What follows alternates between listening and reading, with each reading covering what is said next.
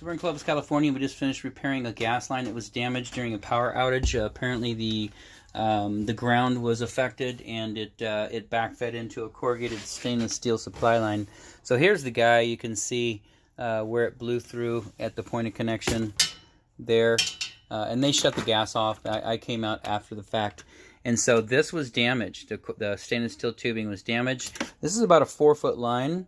It's a 5-foot line, 3/8. And so this is done. So what we have to do is whenever it's gas related and we're putting new piping in, we have to contact the city and pull a permit and have them come out and test this. So this is behind the dryer right now. You can see there's the existing piping coming through the floor. All that we did was put an isolation valve here so that we don't have to pump up the entire home. Otherwise, we would have to pump up every gas fixture in the home, and anything that's going on, you know, we wouldn't be able to tell whether our own piping was leaking or not. So this is for an air test, is the reason for the valve on this side.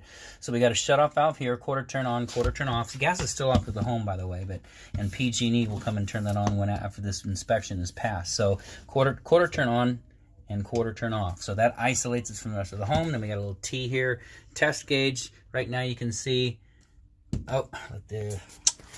start this back up when I'm done. Not just yet. So this will have 12 pounds of air. It takes 10 pounds for 15 minutes. And what we've got here, 36-inch piece of pipe coming over. It's a 1/2 by 36 galvanized iron piping.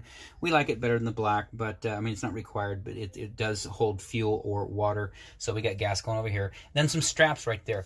The reason being is this is coming from underneath the floor, and it's just kind of floating around. A lot of movement back in there, so we don't want this moving at all. So we just have some nice MDF board, painted MDF board that we've got against the wall, and it's fastened real good. And you can see now this is nice and secure to the wall.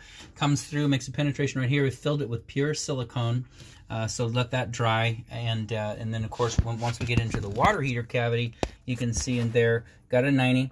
And it turns, and so we're well over the vent right there. Got a little bit of grade to the line. Reason being is it's tight to the back of the dryer vent. You can see right here it's about 6 inches to the top of the dryer vent, and we're about 6 inches to the bottom of the pipe. So we kind of took it and ran it uphill a little ways so you don't have a conflict when you're trying to hook this back up. So 18-inch piece of pipe here, 1/2 by 18 galvanized pipe coming over.